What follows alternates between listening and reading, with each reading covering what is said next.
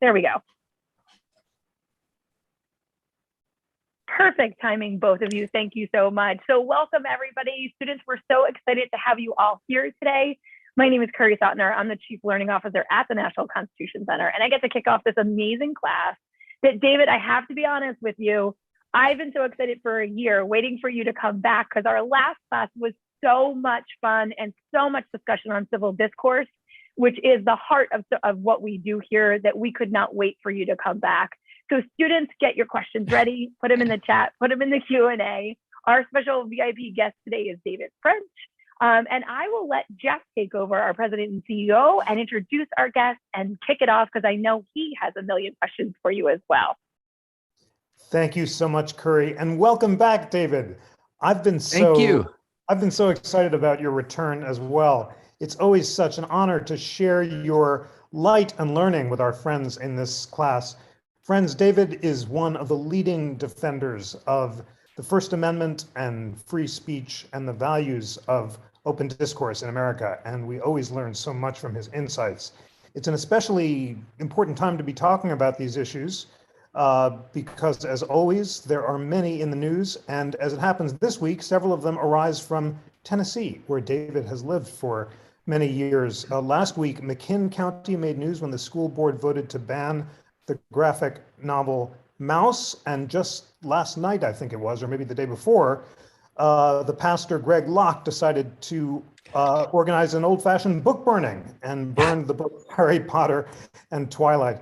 David, tell us at the beginning what's going on in Tennessee and what do you think of these two incidents? Oh, and that's not all of the incidents, Jeff.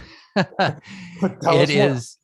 So just down the street, I live in a town called Williamson County, Tennessee, and very nice suburb of Nashville. And a group called Moms for Liberty, ironically enough, has filed complaints under the Tennessee anti-critical race theory law to try to get struck from from elementary curriculum. The books Ruby Bridges Goes to School, a book about Dr. Martin Luther King going to Washington. And one of the complaints of one of the books is that it contained a Norman Rockwell painting of Ruby Bridges desegregating schools in Louisiana. And this is what's breaking out all over America, as you know, Jeff. I got a report from a middle school teacher. So there's things in the news that you're seeing and things that news you're receiving from networks of friendships and relationships. A friend of ours who teaches middle school at a small school here in Middle Tennessee received complaints about teaching lectures from Frederick Douglass, for example. And what you're seeing is an outbreak of fury and anger that is being directed towards book banning in libraries, book removal from curricula. In the Greg Locke circumstance, an actual book burning. This is for people who don't know, he's a pastor in this area with a very large following on Facebook, who is got a lot of extreme views. It's very safe to say, held a book burning. And then even more disturbing than all of these sort of spontaneous events that are arising around the country, there are dozens and dozens and dozens of laws that are being proposed that would severely restrict classroom instruction in around concepts of race and historical injustice in the United States. We're starting to see laws being filed and bills being filed that would restrict even discussions in college campuses as well. So we're seeing a real wave of both informal, sort of spontaneous, and formal and legislative efforts to really confine and restrict discussion, especially along the lines of race here in the United States right now. Thank you for that powerful and sobering introduction to what's going on. Well, I'd like to ask you both about why this is a bad idea from the point of view of first principles. And then we can turn to the question of whether or not it violates the First Amendment. And I should say, David, by the way, behind me on my new fake backdrop is the First Amendment tablet, which has just been installed at the NCC from the Oh, museum. fantastic. It's so spectacular to have the majestic words of the First Amendment at the NCC, and I look forward to all of us convening there in person. But we had a great program yesterday on the meaning of the First Amendment, and we talked a lot about John Stuart Mill, and you're a great scholar of Mill, and maybe you'll want to take us somewhere else, but I just wanted to share some words of Mill that were powerful. The peculiar evil of silencing the expression of an opinion is that it's robbing the human race, posterity as well as the existing generation, those who dissent from the opinion still more than those who hold it. If the opinion is right, they're deprived of the opportunity of exchanging error for truth. If wrong, they lose what's almost as great a benefit, the clearer perception and livelier impression of truth produced by its collision with error. That's a powerful statement that truth can only emerge in collision with error, and that's why we need to ensure that all opinions are represented. Does that resonate with you? And what does Mill mean to you? You know, I've been using aversion and paraphrasing and extending the Mill argument for free speech for years, literally for years, because one of the things, I know we have a mutual friend in Greg Lukianoff, who is the president of the Foundation for Individual Rights and Education. He wrote a book some time ago called Unlearning Liberty, that we are in a process right now where a lot of new generations are unlearning, and maybe even present generations are unlearning the value of liberty. And I think one of the things that Mill does is it gives us a reason for free speech beyond simply saying, well, the First Amendment protects it. And then someone says, well, why should I care? Why does our nation place such a value on free expression? And Mill provides one of the more powerful answers to that. And Greg has phrased it this way, I've phrased it this way, that it's an argument in many ways from humility. It's an argument from humility that says, I don't either have all of the answers, nor do I know the best way of expressing the truth. And so when I encounter speech that I disagree with, but I'm wrong, I have dramatically benefited from that speech. It's moved me, as Mill says, from error to truth. When I encounter speech that disagrees with me and I still believe it's wrong, it really does sharpen my ability to articulate my own ideas. And if you don't think that's the case, I would say you need to interact with more people who disagree with you and have them probe the weak points in your position, have them challenge some of your presuppositions. And sometimes you have to dig in and really examine, why do I believe what I believe now? And that's an incredibly valuable exercise for any of us, to be challenged to be able to say, okay, this is why. And, you know, interestingly enough, sometimes we're challenged and we dig deep and we go, I'm not even convincing myself anymore. and we change our minds. So beautifully put. And that is why your generosity in joining us for these classes is so important, and our commitment to bringing together people of different perspectives for the classes and for our podcast and for our programs. Just the radical act of bringing together people of fundamentally differing points of view, as Justice Holmes said when he said the Constitution is made for people of fundamentally different points of view, is itself a way of helping contribute to the emergence of truth. So are there any other thinkers in addition to Mill that you want to share with our friends to talk about why it's so important not to suppress opinion and to listen to people with whom you may disagree? Well, Jeff, I cannot be with you and not mention a Federalist paper. Wonderful. So my favorite Federalist paper is Madison's Federalist 10. Okay, so Federalist 10 is, in many ways, some people have described it as sort of, that one of the most important documents, and I think it is one of the most important documents articulating a vision behind American pluralism. And one of the things that Madison talks about, and I would urge anyone who's got some time and wants to wade through that 19th century English to it's very much worth it. The 18th century English is very much worth it. But essentially what he's saying is that, one of the ways that you deal with this fear of, a lot of the founders had this, of the violence of faction. In other words, when factions of people gather, history taught them, history teaches us that often we fall into not just verbal conflict, but armed conflict very quickly. In fact, you had to look no further than Europe to see that Europe had emerged not too terribly long before from the horrible wars of religion, where the violence of faction had ravaged much of the continent. And so what was Madison saying here? Madison was saying, well, you don't deal with the violence of faction by inducing conformity or by extinguishing liberty, but by letting essentially many factions flourish. That's a massive paraphrase.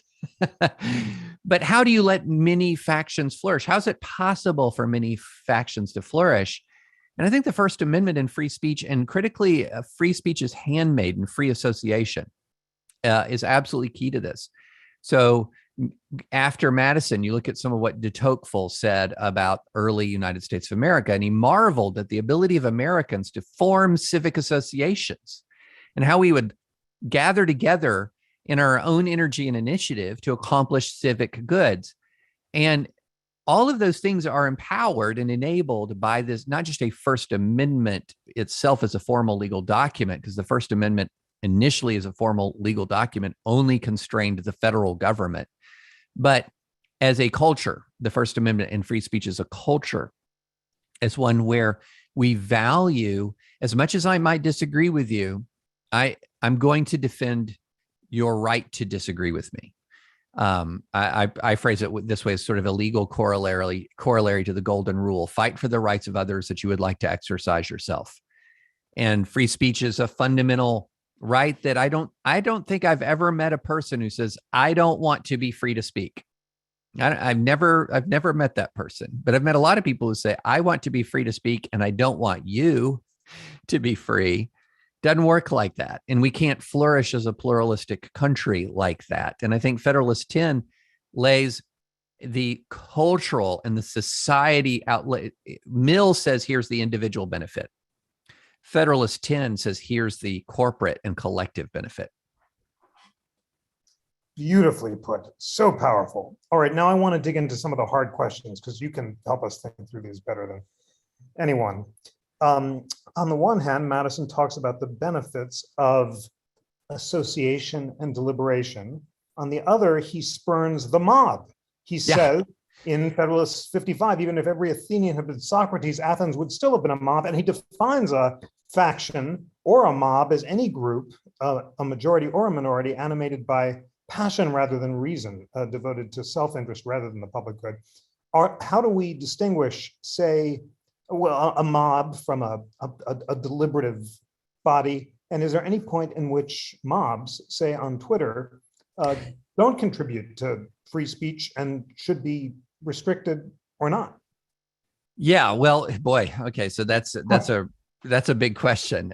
So one of the things that's important for students to understand, and people, or anybody, student or non-student, citizens to understand approaching this, is that as soon as you start talking about social media, you're beginning to talk about competing free speech interests. Okay, so to make this as simple as possible, the First Amendment and various state free speech provisions, state constitutional free speech provisions, they protect you from the government. So if the federal government wanted to pass a law tomorrow prohibiting Republicans from opposing Joe Biden, First Amendment stands as a firewall. When you see federal regulations implicating speech, that's the First Amendment. State governments, local governments, public universities, all of those are institutions, government institutions, where the First Amendment is implicated. Now, here's what gets tricky. Twitter is not the government. Okay, Twitter is a private corporation comprised of, it's got mostly American citizen, employees, but people in the United States have First Amendment rights, and Twitter has First Amendment rights. It does, and so it can decide what kind of rules that it wants to put on whether or not what you can say on its platform. That's part of its own rights as a private entity. And so when we're arguing about what we should do with Twitter, we're not so much arguing about what does the First Amendment have to say. What we're arguing about is what is a good culture that Twitter can cultivate that facilitates dialogue and facilitates discussion without contributing or without sort of facilitating some of the most toxic kinds of behaviors that we've seen. And that is so hard, Jeff. Nobody's cracked the code for that. Nobody's quite figured that out. Facebook and Twitter and Reddit and TikTok and Snapchat, they all have subtly different rules because they're trying to shape the environment in a particular way where they want a lot of speech and they want people to discourse, but they also recognize that things like social media mobs can make people's lives miserable. And that's an example where people are often using their free speech rights, because I have a right to speak and try to organize a boycott, for example, or I have a right to organize an effort to shame someone into silence. But what we're often beginning to see is people are using their rights to try to coerce or intimidate people into not using theirs. And that's really dangerous for a culture of free speech. It might feel very satisfying to say that person is horrible and evil and they need to lose their job. They need to be, they need to not be a professor. They need to be not a talk show host. They need to be not a podcaster. That might feel very satisfying, but a culture in which a large number of people gather, unite to try to silence their opposition as opposed to debate their opposition, that culture is going to lose a commitment to free speech. And once a culture loses a commitment to free speech, the law is almost sure to follow. Oh, David, that was so beautifully put. And you've just reminded us that although the First Amendment does not formally bind Twitter, because Twitter is not the government, nevertheless, it sets cultures of free speech, which can affect the way we experience it. You have a wonderful piece just recently where you talk about 3 cultural buckets in which you place the national discourse: cancel culture, conditioning culture, and conversation culture. You say cancel culture, which gets all the headlines, refers to incidents where people face concrete, tangible, real-world punishments for speech.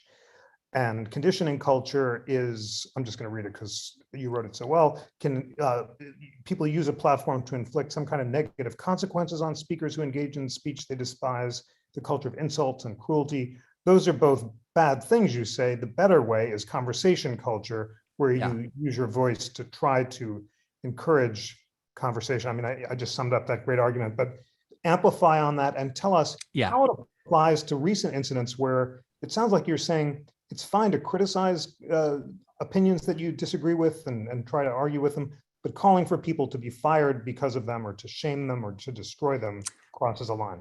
Yeah. So I was really dissatisfied around the discourse around cancel culture of late because it just is a mess. The arguments around it are a mess.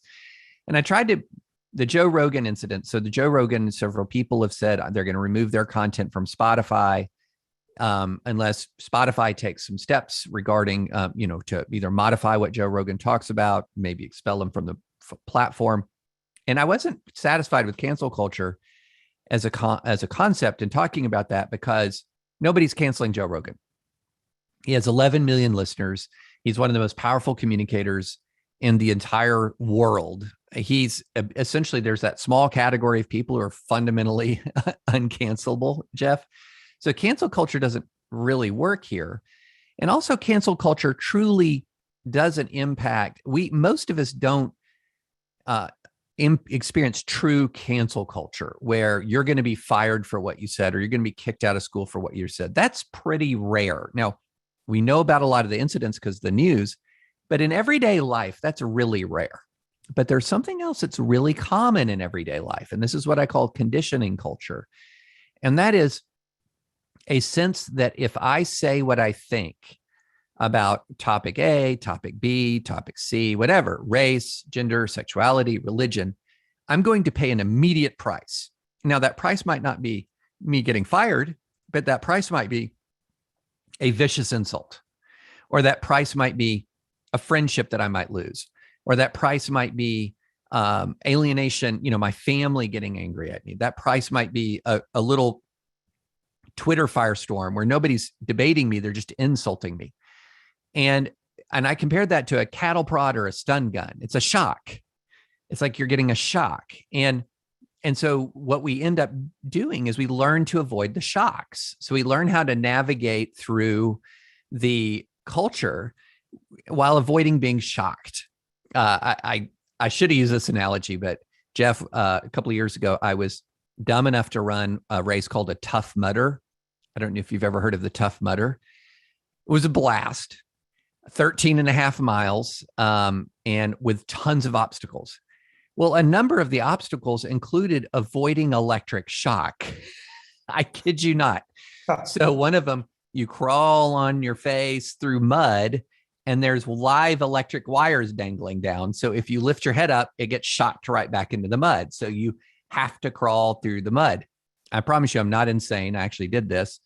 And then the very last obstacle was one where there's all these wires dangling real close to each other, and you had to try to run through them without getting shocked. And that's what conditioning culture is. You're just trying to navigate life without experiencing that jolt of pain. And I felt like that's so much how we live now. I'm not going to lose my job, but I don't want that jolt of pain. And so there's a couple of things you end up doing. You either one, you learn to maneuver, or sometimes you just say, I got to endure the pain. And in my Tough Mudder, Jeff, I got shocked so many times on that last maze part that I thought, forget it. I'm just running straight through. And I did, which was kind of, I guess, the way I've just decided to handle social media. Forget it. I'm running straight through. Well, that's a very powerful analogy that we'll all remember. When are you going to avoid the pain, and when are you going to run straight through? It sounds back to Mill and the chilling effect. He says, our merely social intolerance kills no one, roots out no opinions, but induces men to disguise them or to abstain from any active effort for their diffusion. He's basically saying people just keep their head down when there's this overwhelming tyranny of social conformity that comes from social disapproval, and it just induces homogeneity. So is that where we want to leave our friends? What is their, do they have a responsibility in commenting on social media to try to not to be part of that shaming crowd, yes, to restrain themselves, to exercise temperance, and a word you've been using recently, grace, charity, forgiveness? Tell us about them and what we as citizens have an obligation to do when we join social media and comment on the behavior of others. Yeah. So I have described it. And look, guys, I'll just be honest. This is hard. You know, when you're out there and you're talking about tough ideas, this is hard stuff. And so, you know, I get on social media and I make mistakes. I have aspirations of the way in which I want to communicate. And I think one of the things that we have to do is we have to open a lot of times with humility. And we got to say, these things are hard questions. How to talk about them is hard. I recognize that they're hard. I'm going to ask you to give me grace when I know I'm going to mess up, and I'm going to try my best to give you grace when you make mistakes. And if you kind of get an agreement right here, this stuff is hard, and let's try to give each other some grace, you can often walk into the toughest conversations from where already you're humanized. Both sides are humanized. But if you begin with, I'm right, you're wrong, automatically that sort of fight or flight sort of emotional response often bubbles up. But if you walk in and you say, look, let's talk about some of the hardest stuff. I just wrote an article about race discrimination in NFL hiring that is causing a big angry backlash on social media, where I raised the possibility that the NFL is still living with the systems it established as a result of its racist past. A lot of people got really angry about it. And so I think one of the things is we just have to walk into this and say, this is hard, complicated stuff. And here's my best shot at it. And I'd love to hear your best shot at this, you know, hard, complicated thing. Now so that's one thing. And that's a pretty simple tip, but here's another simple thing to say and really hard thing to execute. So you don't want to harden yourself so much that you're always running through the electrical wires and just laughing while you do it. Like, you can't hurt me, because we're imperfect people. We need to be open to criticism, right? That's the John Stuart Mill point. I mean, we don't know everything. So if we're running around just immune from criticism, then we're often running around just being wrong all the time. And so we have to be open to critique. At the same time, if we let those shocks always deter us, then we're not going to want to speak in the public square. So I've put it like this. Here's the goal: have a thick skin and an open heart. In other words, I can endure bad faith critique, and I can understand it as bad faith. And I will learn to ignore or push through the bad faith critique, but I want to be open to the good faith criticism. And so that means you sometimes have to read tough words about yourself to see if there's a kernel of truth in there. I mean, I don't know about you, Jeff, but I've heard real truth from the most unlikely of speakers in my life. And so that's a hard thing to do. And it's something you kind of train up over a lifetime, learn to be strong enough to resist the shocks to the extent that you can, while open enough to hear what's a genuine criticism. And to me, that's the goal. That's the goal. And if more of us adopted that as philosophy, an open heart is not a heart that's going to join a social media mob. Typically, an open heart is not a heart that's going to want to deprive someone of their livelihood for a mistake that they've genuinely apologized for. So those are some kind of guidelines that I try to go by. That's so beautifully put, David.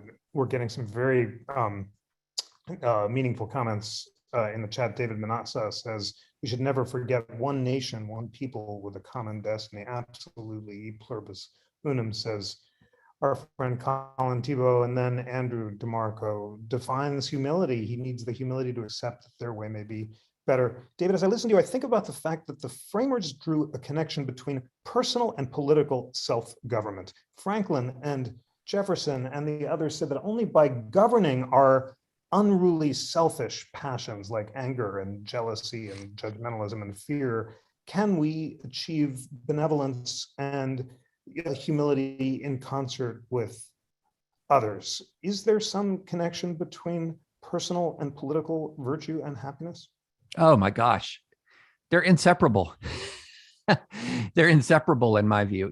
I look at it as a reciprocal responsibility, sort of a fundamental aspect of the American social compact. So, if you look at, and this is fundamental to the concept of what folks have called ordered liberty.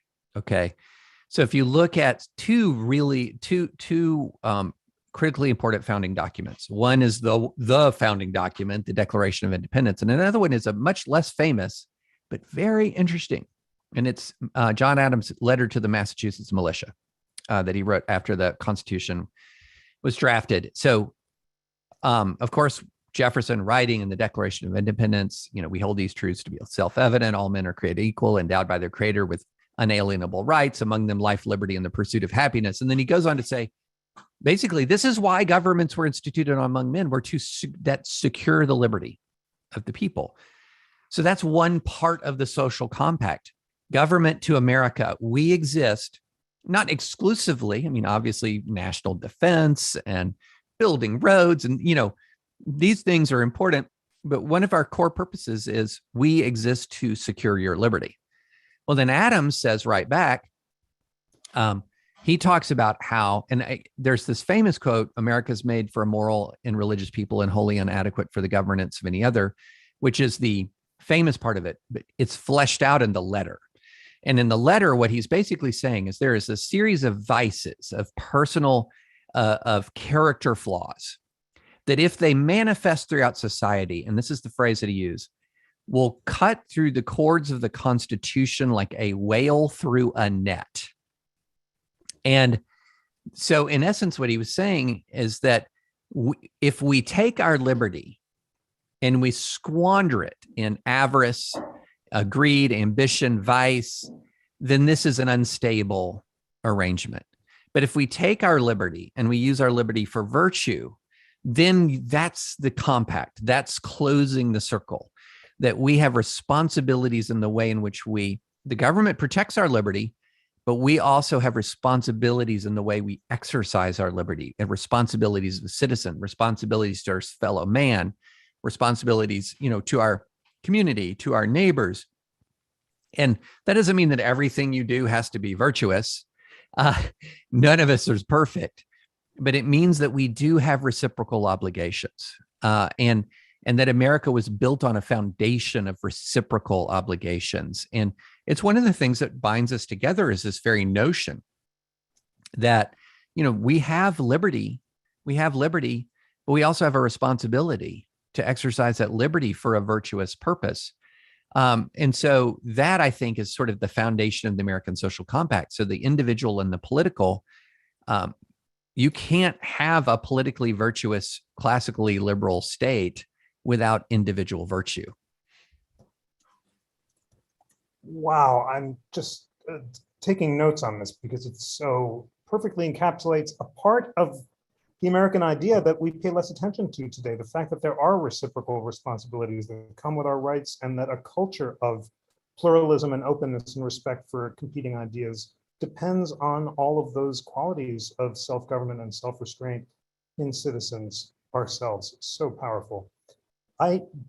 Curry, can I just have a few more minutes? Because I have to ask David about the big questions that we started with. We put on the table book burning. We've put on the table these bills that are being passed by legislatures to restrict what can be taught.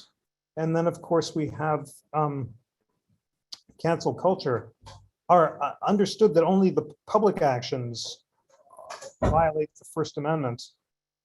Well, let's just, do all of them violate First Amendment values? And, basically, how do we think about this hard, how shall I ask this question? I think I know what you're getting at. I'm getting it, yeah, when the First Amendment doesn't formally apply,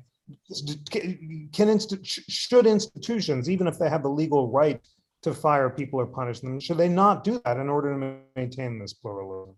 Yeah, so that's particularly salient with K through 12 education, because in K through 12 education, various legal doctrines hold that basically a teacher teaching in their capacity as a public school teacher has very little independent First Amendment rights.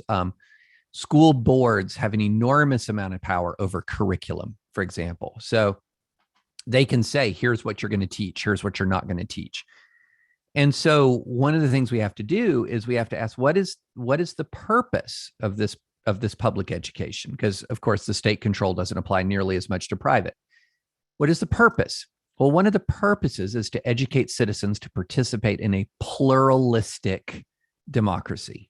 Okay, that is a purpose of public education. It is not to protect you from ideas you dislike. It is not to educate that tell you there's one way to think about issues of race in the U.S. or one way to think about issues of foreign policy. You name it. It is an important aspect is to teach Americans to participate in a pluralistic democracy. Now, one of the ways that you learn, Jeff, is by doing. You learn by doing. It's not just, hey, kids, when you get out of this cocoon and this bubble we have constructed for you, where you don't hear anything that you don't like and your parents aren't angry at anything in the curriculum, you're going to encounter a real world where you and your parents don't control what you hear.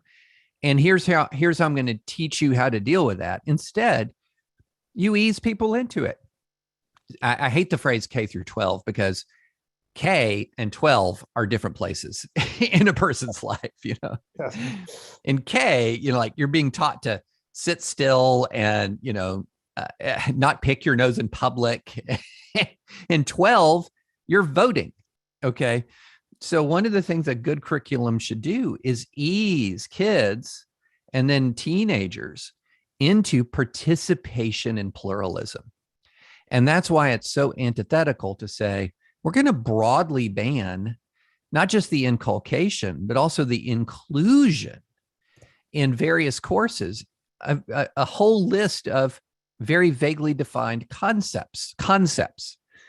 And so that is directly counter to the goal of educating people to participate in pluralism. one of the things, though, one of the co-founders of FIRE, Alan Charles Kors, a Penn professor, not far from the National Constitution Center, was saying we cannot educate America's students to believe that they're too weak to live with freedom. And I think that it's an incredibly powerful message. And every single time we say, especially to older students in public schools, you can't hear that idea. You can't hear that idea. You can't hear that idea. You're telling them you're too weak to live with freedom. You're too weak to live with freedom. You're too weak to live with freedom. And we should reject that mindset. Oh, so very powerful and true. With great reluctance, not because I don't love her great questions and those of the class, because I'm learning so much. Back to you, Curry. I knew this was going to be a hard one for Jeff to hand back. And I'm over here freaking out because this is literally the conversation we were having yesterday about thinking about the different age groups, what's appropriate, what's not. And I love that you said the same thing teachers say. How do we support our students and build their skills with a gradual release over the years, but with a respect for their high competencies and their ability to handle? And it's marrying those two and not, watering it down. They can handle it, but also supporting them in the right way. So thank you so much. Gradual release is like 101 of all good teaching. So thank you for saying that. But you bring me back to the questions from our students that were really, what can we do? And I love that responsibilities and reciprocating. It's your right and your responsibilities. It's not a one-way street. This is a contract and a compact that goes both ways. When our students were asking in the beginning, Colin and a few others, what do we do around this idea of creating a conversational culture? And it's not just making sure we're bringing different things to the table. What are the behaviors that you would suggest for our students in classrooms to engage in? We talk about norms and saying, like, what are the norms of our conversation that we know will bring out a healthy conversation? And sometimes it's not active. Sometimes, well, it could be active, but sometimes it's not speaking, it's listening. Yeah. So can you think about what are those big ones that you think a good, healthy conversation, you should look for these items or behave in these ways? Yeah. So let me come at it as a kid who I'm older now. I just had another birthday. They just keep coming. But I'm not so old that I don't remember what it was like to be in school. And I'll tell you what kind of kid I was in school. I was the one who was ready to tell you his opinion. Okay. That was the kind of kid I was. Yeah, I know. And so what I wish somebody had told me was, I know you think you've got a lot to say. Why don't you listen first? Because as we all know, in any classroom, we've got this really wonderful mix of personalities. Typically, we have people who are more reluctant to speak. We've got people who are very happy to speak. You got people who are somewhat in the middle. And so I think that if you're one of these people who is very happy to speak, default towards trying to listen first. But then I'm also speaking to people on this same chat who are reluctant to speak. They're reluctant to speak. They're more hesitant to vocalize their opinion. And in that circumstance, I've seen some of my own kids, they're being taught advocacy in a very specific way that, no, you don't have to always defer. You don't always have to let somebody go first, that you don't have to presume that what you have to say isn't worth hearing. And so I feel like we try to put kids in like one box. Okay, all of you kids do this, or all of you kids do this. Instead, they're individuals. And for, I think, those people who are super exuberant, a lot of times you want to pull back the reins a little bit and say, listening is a good tactic, to go with first. And some of those folks that and you see, they're quiet. Maybe they feel intimidated. Maybe they feel like they don't have something to contribute. Overcoming that reluctance that's rooted often in a mistaken notion that they don't have something good to say, or maybe rooted in a toxic culture in the classroom where it is intimidating for them to speak. And so you can do something about that to make the atmosphere more welcoming. So it's not a one size fits all. It's sort of a know who you are and know who your students are, and try to work with who they actually are, I think is a really important thing, because there is a message that I needed to hear that was not the same as the person next to me needed to hear, because the person next to me was always hearing from me. And I was not always hearing from the person next to me. And so I think it's an interesting, and that's why teaching is such a challenge. Teaching is not a cookie cutter exercise. It is tough. It is challenging. It involves knowing people and getting to know who they really are. And that's hard stuff. And I think that is unbelievably helpful. And also just remembering that our educators out there are doing a really hard job. Yeah. And they're dealing with all these pieces layering on top of it. And, trying to teach kids how to have voice when they don't have one, how to hold back when they need to listen to other voices. Our next teacher, Kenneth, wanted to know is when you're in a civil discourse and a position that comes out that is not based in truth and not based in fact, how do you encourage discourse without shutting that down? Like, how do you do that? A great question from Kenneth. That's a really good question. And I get this question a lot because I'm surrounded and know a lot of people who are very deep into conspiracy theories right now. Like I kind of feel like I have a PhD in anti-vaxxing because of all of the anti-vax arguments that I hear. I feel like I have a PhD in election steal theory because of all the theories I hear that the election was stolen. And one of the things that is very helpful to me is if somebody is very aggressively all in, I look at a difference between a statement, a declaration, and a question. If somebody says, I heard that there were a bunch of ballots in a suitcase in Fulton County, Georgia. Is that correct? Then I'm all into that conversation. You know what? I'm really glad you asked that question. I've heard that question asked a lot. Let me put your mind at ease. There were no suitcases. See, there was no suitcase of ballots brought in. This particular container was used to hold ballots, and you can just lay it all out. Then there's the other one that's this declaration. Fake ballots were brought into Fulton County, Georgia. Well, then I'm thinking I might be dealing with someone who could possibly be unpersuadable. Okay. Especially given the aggression of the tone or whatever. And in that circumstance, I remember some words that I learned from a conflict resolution expert who's somebody who's dealt with third world, developing country civil strife. And she said that physiologically, people often who are deeply committed to an idea experience an opposing fact as an attack, not as a moment of enlightenment, but as an attack. And so saying, well, no, that's not correct, is often experienced as an attack. So sometimes you have to know whether a person is open or closed. And if a person is open, dive right in. If a person is closed, I tend to think of it along these lines. If someone's listening who's open, I will dive in. If the person is just shut out, and I know that by pushing on that conversation, all I'm going to do is inflame anger and animosity, I do something else. And that is, I recognize that if I push in on them, I'm probably going to start to be dehumanized in their eyes. In other words, they're going to shut me off. The fight or flight's going to kick in. And so often what I end up doing is I just think I don't have to try to persuade an unpersuadable person, but I can form something of a relationship that can perhaps plant the seeds for openness at another time. And a lot of times we don't tend to think of persuasion as a relationship, but that's fundamentally wrong. In many ways, relationship is the persuasion. Jonathan Haidt says it very well. He says, think of persuasion as a human being as an elephant and a rider. The rider is our rational mind. It says 2 + 2 = 4. The Southeastern Conference is the best football conference in America. Objective facts like that.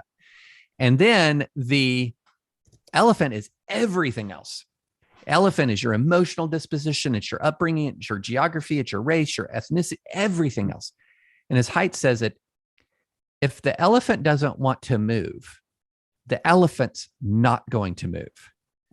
The rider can go, come on, let's go, and you're not going anywhere. But if the elephant wants to move, the rider's moving. And so, interestingly, trial lawyers understand this instinctively. What they try to do is they try to get a jury to want to rule for their client before they give them all of the reasons why they should. And so one of the things I found with people who are deeply, deeply, deeply, deeply, deeply entrenched is I try to reach the elephant. And the elephant is through relationships. The elephant is through mutual respect. The elephant is through elephant persuasion is just different from rider persuasion. And so that's how I try to think about it. Curry, I'm so sorry to jump in. Yeah, I know. Go ahead. One question, because it's so crucial. Our friend Warren Wolf asked about algorithmic rabbit holes. And David, we're honored to have you serving on one of our teams to resurrect the guardrails of democracy. And one of the questions I think you may be looking at are algorithmic rabbit holes and whether social media platforms should or can regulate the stuff that is recommended to people in order to prevent them from going down those rabbit holes and becoming so conspiracy theorist minded that they're immovable elephants. Do you think that there is a role for public policy to play, or do you think that it has to be done on an individual level and you don't favor intervention by the platforms to prevent these rabbit holes? So I'm very dubious about public policy for two reasons. One, an algorithm is a kind of a form of expression of the kind of community the private entity wants to create. So, for example, if Facebook some time ago decided, you know what, we need to get back to what we were before, like high school friends getting back together and like sharing pictures of their steaks, and so they privileged this personal sharing and they de-escalated political. Well, that's a kind of community building that is.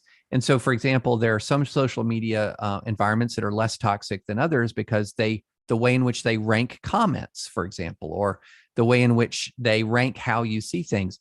And that's part of the expression of what kind of community that you want to build. And then the other thing is, it's kind of hard. The way I look at an algorithm is it takes you, who you are, and gives you more of what you are, which cements it. So it doesn't just descend from the cloud and say, Jeff, you know what I want Jeff to be? I really want Jeff to be a Memphis Grizzlies basketball fan, and just starts feeding you Ja Morant content. No, it meets you where you are, and it says, or meets me where I am. And it says, oh, I've noticed that David's a fan of Ja Morant. When I open Twitter every day, I will get fed the top 10 tweets will be about the Memphis Grizzlies, whether I like follow the account or not, because it's an obvious interest of mine. And so all that's doing is I'm all in on my Memphis Grizzlies, but I started there to begin with, and it reinformed and reinforced and reinforced and reinforced. And so a lot of it is algorithms are making us more of who we already were. And some of them are more like that than others. I mean, I don't have a great TikTok presence. I'm still working on my choreography before I really launch, but TikTok is known, the TikTok algorithm is known for being spooky accurate and almost identifying who you are, like down to granular details about your life. And so those kinds of things, I do think there's a real danger, because what you have to do is you have to be aware of what's happening and intentionally try to break it. So one of the things that I do is every time I follow a right-wing account on Twitter, I follow a left-wing account. And so, I'm trying to intentionally shape my environment in a way where I don't get siloed, but you kind of have to know what you're doing and try to do something about it. Fascinating. Okay, this was fantastic, as we knew it would be, which is why we've been so excited for a year that you're coming back. And I think that it has literally been a year, but I think when we think about the essential question of this class, it's understanding that what community do we want to build and how we have to take action to build that community. And that could be listening, that could be talking, that could be offering different people to come to our table. And really the art of inquiry and how important that is for all of us to engage in. So just like so many of our classes, it's up to us too, we the people, to take action to ensure our democracy is stable. And thank you so much for really helping us understand this in the tech world, in the classroom, and in books as well. Fantastic class. Thank you so much. Well, thanks so much for having me. It's been a ton of fun. And I'm always ready to talk Federalist Papers with Jeff. Like that is a rare joy in life, because Jeff, shockingly, there's not a lot of people who will just quote Federalist Papers in your everyday life. Well, it's a joy to talk Federalist Papers and John Stuart Mill with you and with our friends. And, you know, the friends, you're joining us every week, and all of you I know are as grateful to David for his learning, his scholarship, his courage, but maybe most important thing he taught us is his humility, that ability to listen and to be tough and humble at the same time is a rare thing. David, thank you for your service to free speech, to teaching, to the NCC and the USA. And we just can't wait to have you back. Thanks so much. Well, thanks for having me. I appreciate it. Thanks, everyone. Bye. Thank you, everyone. Bye.